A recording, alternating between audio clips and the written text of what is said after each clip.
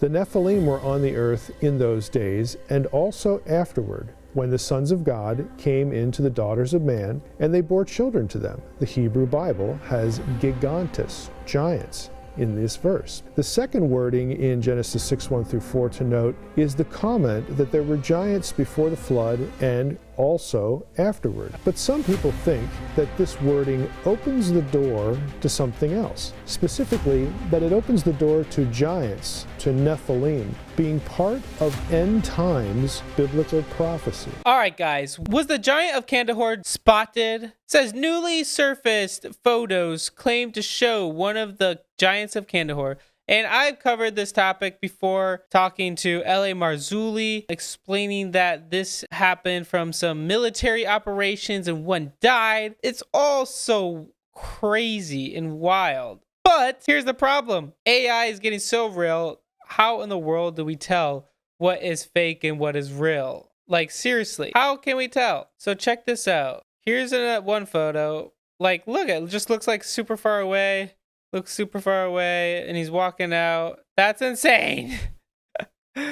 What in the world? Images have exploded across local mountain communities today. 3 shocking photos that claim to show one of the legendary giants of Kandahar. The pictures, reportedly taken by villagers living in the remote edges of Kandahar mountains, reveal a towering, long-haired, humanoid shape moving along a rocky ridge out of a cave at dawn. The locals snapped with a shot and said they originally thought it was a massive wandering animal until it stood up upright. According to long circulating stories, the giant of Kandahar has been whispered about generations. Massive humanoid things said to roam hidden valleys and abandoned cave systems. The most infamous encounter is a story told by soldiers who claim to have confronted a colossal spear-wielded giant buried deep within the cavern. For years, these encounters were dismissed as rumors, myths, and military folklore, till now the villagers who took those photos say they heard heavy, rhythmic footsteps echoing through the rocks, followed by a figure as tall as 2 men stacked on each other emerging into the view. That's insane. Let's see here, though. What do the comments say?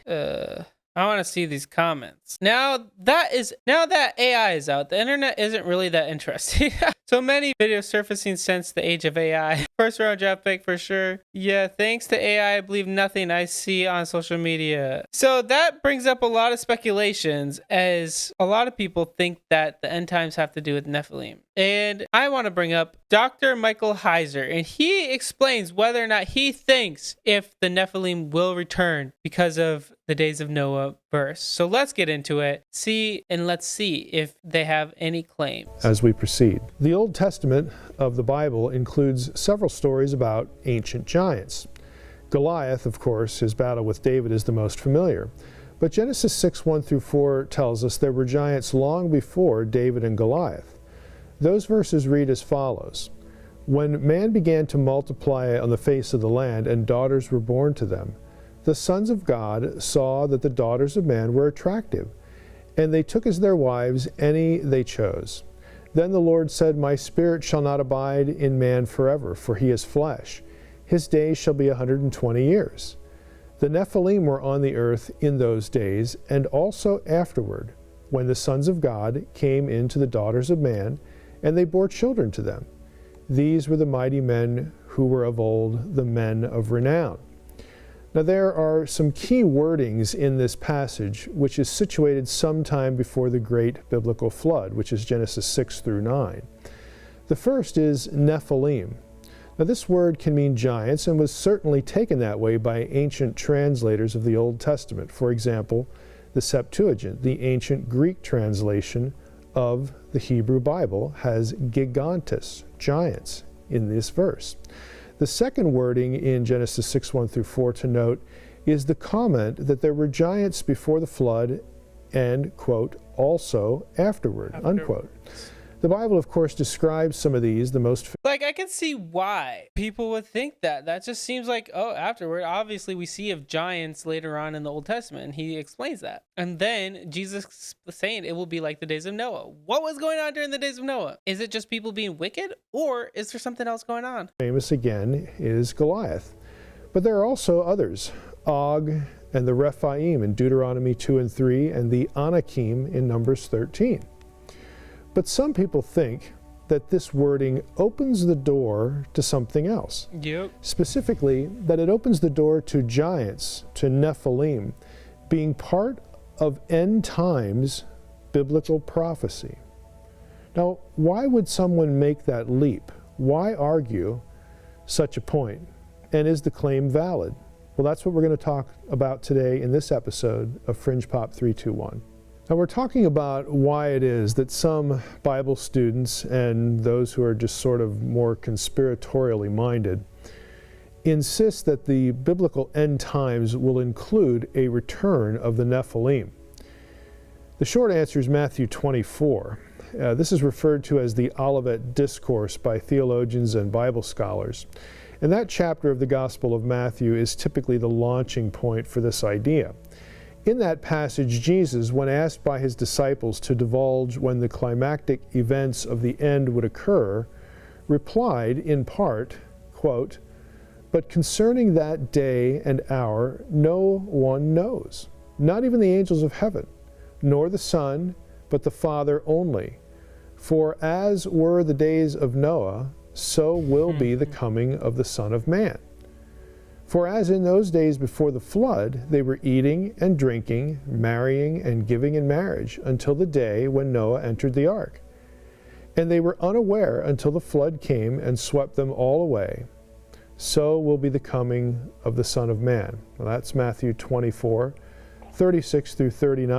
To me, when I hear that, I hear like, well, that seems pretty obvious. You just put the two and two together, and then marrying and giving in marriage. I'm interested to see what he has to say here, because marrying and giving in marriage definitely seems like a very sus thing to say, unless you're talking about Roughly in the ESV.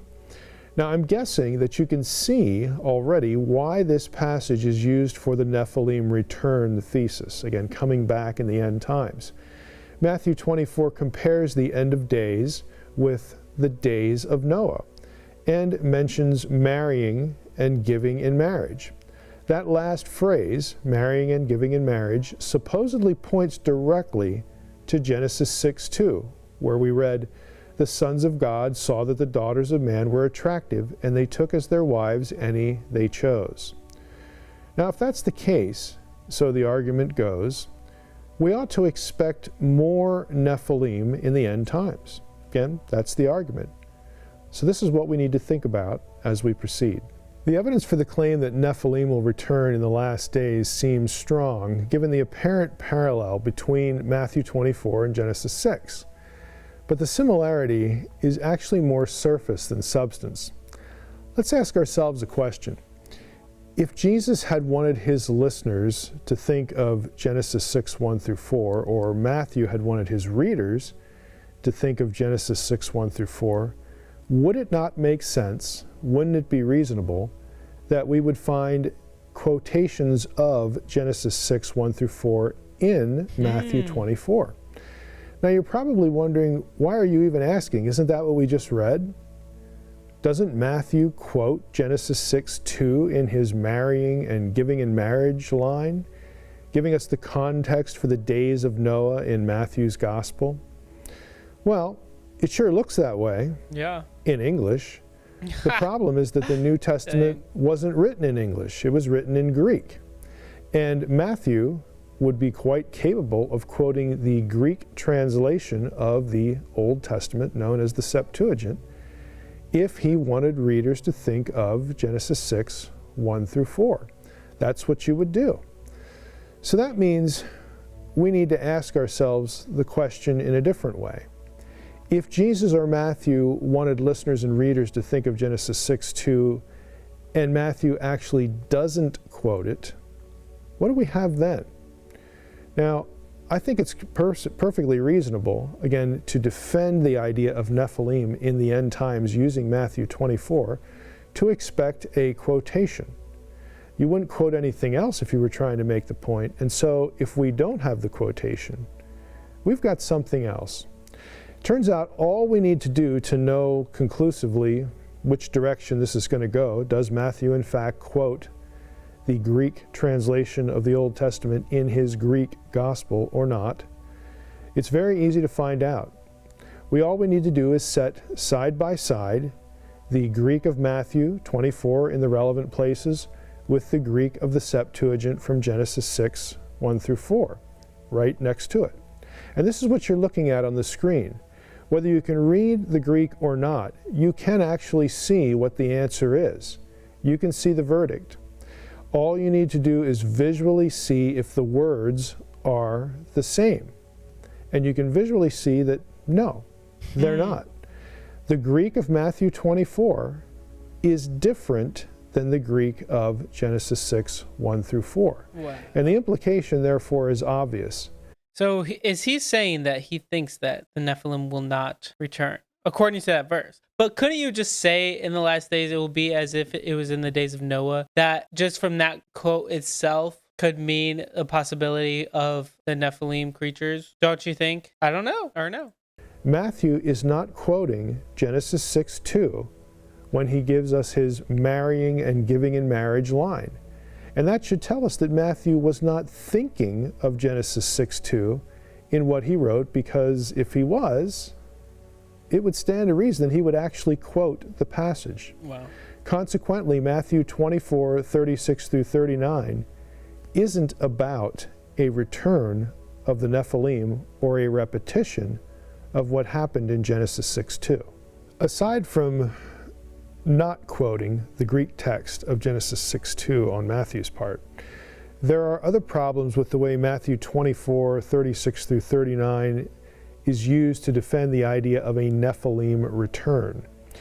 If Matthew was really referencing Genesis 6, 1 through 4, there's something else that you would not expect him to do. Specifically, you would not expect Matthew to insert additional details for the days of Noah, details that are never mentioned in Genesis 6, 1 through 4. Because again, if that's the passage he's thinking of, he knows where to find it in his Old Testament, and he could just as well quote it for what it says, and now not insert more details that aren't there. Because if you inserted other details, that would sort of confuse your reader. You wouldn't know if he was really wanting you to think about Genesis 6, 1 through 4. It just wouldn't make sense.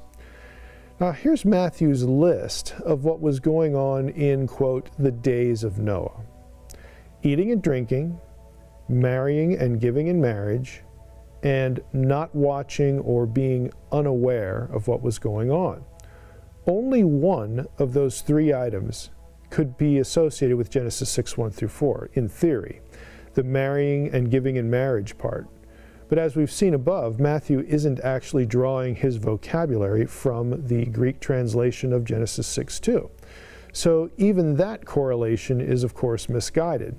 The other items in Matthew 24 that Matthew actually does have listed have no association with the supernatural or angelic aspects of Genesis 6, 1 through 4. They're not there. Wow. So why would we, as modern readers or interpreters, impose the supernatural character of Genesis 6, 1 through 4 onto what Matthew says when A, he doesn't quote it, and B, he adds details that aren't in the Genesis 6 passage? Dang, that's crazy. Very fascinating. It's weird because he's very into like the supernatural and the unseen realm and the Nephilim and aliens and even aliens type stuff. Like he's interested in that stuff. But I'm curious then, how do you explain this phenomenon, all these things that are happening within this world, if he doesn't think that the Nephilim will return? Or maybe they just haven't left. It says in those days the Nephilim will be there, in those days. I mean, the Nephilim were there and then they were there afterwards. I'm curious. I wish he was still around. Like, he would do amazing. I wish he would explain more.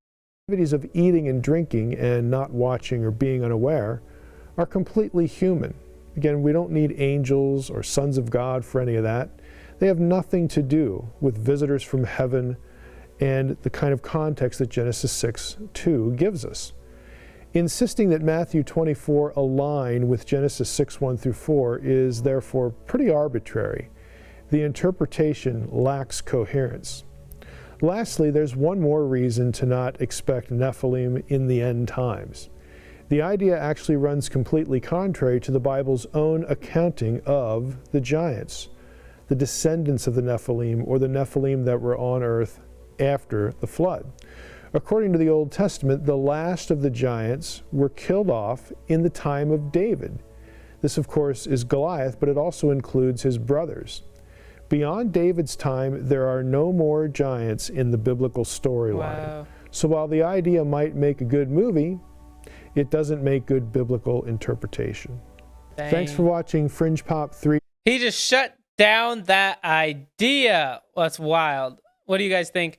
But nonetheless, guys, like the sons of God, these angelic beings are trying to do the same thing. But is there any other place that the Bible brings that up besides in the days of Noah? That's crazy. I know Chuck Missler does think that. Man, I'd love to know what you guys think in the comments below for sure. This one is very interesting. It just seems like there's so many not paranormal, just like crazy things happening within this world. And I think that would explain a lot, but who knows? Anyways, guys, thank you so much for watching. I encourage you to hit the like button and subscribe if you haven't. And always remember, guys, Jesus loves you.